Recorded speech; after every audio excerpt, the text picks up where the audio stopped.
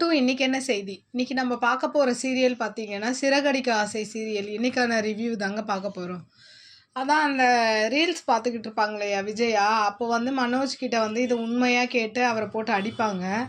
அப்போ அந்த இடத்துல வந்து முத்துவும் மீனாவும் பார்த்துட்டு ஆமாம் இது உண்மைன்ற மாதிரி சொல்லுவாங்க. அதுக்கப்புறம் இவன் மனோஜ் வந்து சொல்லுவான், டே அதை நல்லா பாடுறா, அது நான் கிடையாதுடா ஐடா அப்படின்னு சொன்னோன்னா அதுக்கப்புறம் உத்து பார்த்ததுக்கப்புறம் மீனாவும் இவனும் சொல்லுவாங்க, முத்துவும் ஆமாம் இது டூப்ளிகேட்டு தான் அப்படின்ற மாதிரி அவங்க அம்மா கிட்ட சொல்லும் போது அவங்க அம்மா என்ன பண்ணும், அப்பையும் குத்தி தான் காட்டுவாங்க. என்னன்னா நீ படிக்காதவன், டிரைவர் தானே, உனக்கு எப்படா இதெல்லாம் தெரியும் அப்படின்னும் போது அப்போ மீனா வந்து சத்தம் போடுறாங்க, படிக்காதவனா எதுவும் தெரியக்கூடாதுன்னு அர்த்தம் இல்லை, உங்களை விட அவருக்கு எல்லாமே தெரியும் அப்படின்னு சொல்லி திட்டும் போது சரின்னு சொல்லிட்டு இவங்க அப்படியே அமைதியாகிடுவாங்க. அப்போது மனோஜை வந்து மிரட்டுவாங்க அவங்க அம்மா, இதே மாதிரி வந்து இது மட்டும் உண்மையாக நீ பண்ணேன்னு வச்சுக்கோ, உன்னை தொலைச்சிருவேன் பார்த்துக்கோ அப்படின்ற மாதிரி திட்டி விட்டுட்டு போயிடுவாங்க.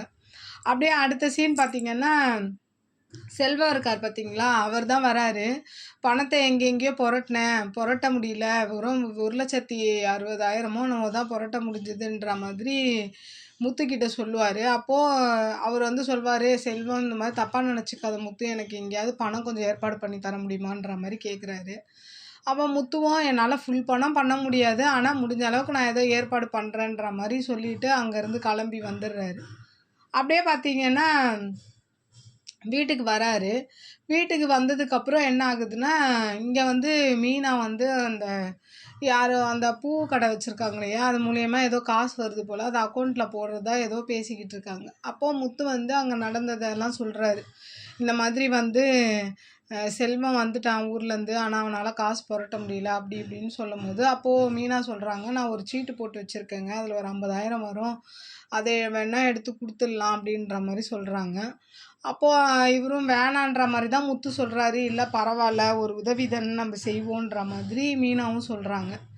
அது இல்லாமல் வர இவன் என்ன கேட்குறான், எனக்கு ஒரு யோசனை இருக்குது, நீ செய்வியான்ற மாதிரி கேட்கும்போது, நான் 2 கார் இருக்குல்ல, அந்த ஒரு காரை வந்து நம்ம அடகு வச்சு நம்ம அந்த பணத்தை கொடுத்துருவோம், செல்வம் வந்து கரெக்டாக டியூ கட்டுவான்ற மாதிரி சொல்லும் போது ஃபஸ்ட்டு மீனாவும் யோசிப்பாங்க இந்த விஷயத்துக்கு. அதுக்கப்புறம் என்ன ஆகுதுன்னா, சரிங்க உங்கள் இஷ்டம் போல் பண்ணுங்கன்ற மாதிரி சொன்ன உடனே இவன் என்ன பண்ணுறான், அடுத்து காரை அடகு வைக்கிறதுக்காக மீனா தம்பி தானே அந்த ஃபைனான்சியர் ஆஃபீஸில் ஒர்க் பண்ணுவான், அங்கே போகலான்றதுக்காக இவன் கிளம்பி போவான். அதே அடுத்த சீன் பார்த்திங்கன்னா, இங்கே வந்து அந்த சத்யா ஆஃபீஸில் வேலை பார்க்குற பொண்ணு வந்து இந்த இவர்கிட்ட வந்து சத்யா கிட்ட வந்து இந்த மாதிரி பேசிகிட்டு இருக்கு. அப்போ இவன் சொல்கிறான், இதெல்லாம் செட் ஆகுமா என்னன்னு யோசனை பண்ணிக்கோங்க, உங்கள் ஸ்டேட்டஸ் வேறு என்னோடய ஸ்டேட்டஸ் வேறுன்ற மாதிரிலாம் சொல்லிகிட்டு இருக்கும்போது, பணம் வந்து முக்கியம்தான், அதுக்காக குணமும் முக்கியம்தான், நீங்கள் வந்து நல்லா ஹார்ட் ஒர்க் பண்ணுறீங்க, நீங்கள் கண்டிப்பாக மேலே வருவீங்கன்னு எனக்கு தெரியுன்ற மாதிரி அந்த பொண்ணு பேசிகிட்டு இருக்கிறத என்ன பண்ணுறான் முத்து, அப்போ அந்த ஆஃபீஸ்க்கு தானே போயிருப்பான், அவன் பார்த்துருவான்.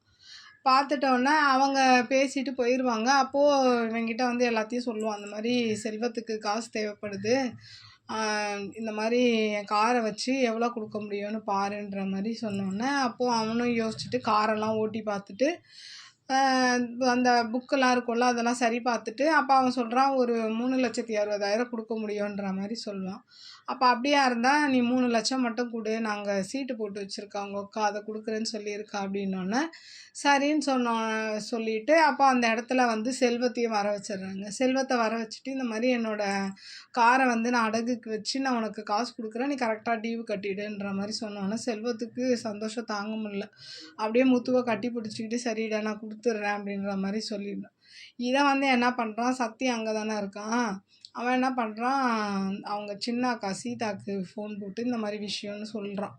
சொன்னதுக்கப்புறம் என்ன பண்ணுறாங்க, வீட்லேயும் வந்து மீனா அம்மாக்கிட்டேயும் சொல்லிடுறான். மீனா அவங்க அம்மா என்ன பண்ணுறாங்க, சீதாக்கும் மீனாக்கும் ஃபோன் போட்டு வீட்டில் வர வச்சு, என்னடி இதெல்லாம் என்னடி விஷயம் பண்ணிகிட்ருக்கீங்க, எதுக்கு காரெல்லாம் அடகு வச்சு லட்சக்கணக்கில் கொடுக்கணுன்ற மாதிரி அவங்க அம்மா சொல்லும் போது அப்போ மீனா சொல்கிறா, நான் கல்யாணம் முடிக்கிறதுலேருந்து அவர் சின்ன வயசுலேருந்து அவருக்கு ஃப்ரெண்டுமா, இதில் போய் நான் அவருக்கு கொடுக்க வேணான்னு சொல்ல முடியாது, அதுவும் அவர் ஆபத்தில் இருக்கார், உதவி பண்ணி தானே ஆகணுன்ற மாதிரி சொல்லும் போது அப்போது சீதாவை அவங்க அம்மா கேட்குறாங்க, ஏண்டி அவர் தான் ஒரு காரை அடகு வச்சு கொடுக்குறாரு, 1000 பிரச்சனை இருக்கட்டும், மாப்பிள்ளை தானே, கொஞ்சம் விட்டு கொடுத்து போய் பொறுமையாக தான் காசை வாங்கினா என்னன்ற போது, நீ இந்த காசு வாங்கினதுக்கு மாப்பிள்ளை என்னடி சொன்னாருன்ற மாதிரி கேட்குறாங்க. கேட்டதுக்கப்புறம் அந்த பொண்ணு என்ன பண்ணுறா, வீட்டில் நடந்ததை நினச்சி பார்க்குறா. அப்போது இவ போய் கேட்டிருப்பா நிஜமாவே. இந்த மாதிரி செல்வத்தால் காசு புரட்ட முடியாதனால மாமா தாங்க காரை விற்று உங்களுக்கு கொடுத்துருக்காருன்ற மாதிரி சொல்லும்போது, என்ன குடுக்கட்டும். அவன் கார வச்சு குடுக்கட்டும், வீட வித்து குடுக்கட்டும். ஏதோ ஒண்ணு வித்து குடுக்கட்டும். என்ன இப்ப? அவன் தானே வந்து எங்க அம்மாவ இடிக்க சொல்லி கொலை பண்ணான். முத்து சொல்லி தான் செல்வம் செஞ்சான். அதனால நான் அவன சும்மா விட மாட்டேன். அப்படி இப்படின்னு இவன் மிரட்டுறான். அப்ப இவ என்ன சொல்றா, பாவம் எதுக்கு நீங்க தேவையில்லாம இந்த மாரிலாம் பழிய போடுறீங்கன்னு சொல்லும்போது என்ன பண்றான், அவள போட்டு அடிச்சிடுறான். அடிச்சுட்டு நான் சொல்றத மட்டும் தான் நீ செய்யணும். என்னலாம் வந்து நீ அதிகாரம் பண்ணக்கூடாதுன்னு சொல்லி அடிச்சுட்டு காஃபி போட சொல்லுவான். இப்போ அதெல்லாம் அவன் நினச்சி பார்க்குறாளா. அப்போ அவங்க அம்மா கேட்குறாங்க, என்னடி மாப்பிள்ளை என்ன சொன்னாருன்னு கேட்குற, நீ பாட்டு யோசனை பண்ணிகிட்டு இருக்கேன்னொன்னே, ஒன்றும் சொல்லம்மா அந்த பணத்தை வாங்கிக்கிட்டாருன்ற மாதிரி தான் அவங்களும் சொல்கிறாங்க.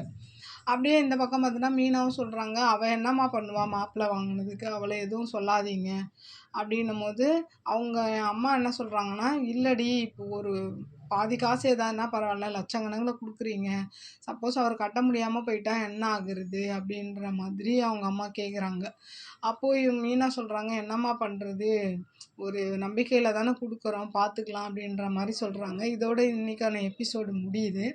நாளைக்கு என்ன எபிசோடுன்னு நான் பார்த்துட்டு உங்களுக்கு ரிவ்யூ கொடுக்குறேன். என்னோடய சேனல் பிடிச்சிருந்தா லைக் பண்ணுங்கள், ஷேர் பண்ணுங்கள், கமெண்ட் பண்ணுங்கள். என்னோடய சேனலை சப்ஸ்கிரைப் பண்ணி சப்போர்ட் பண்ணுங்கள்.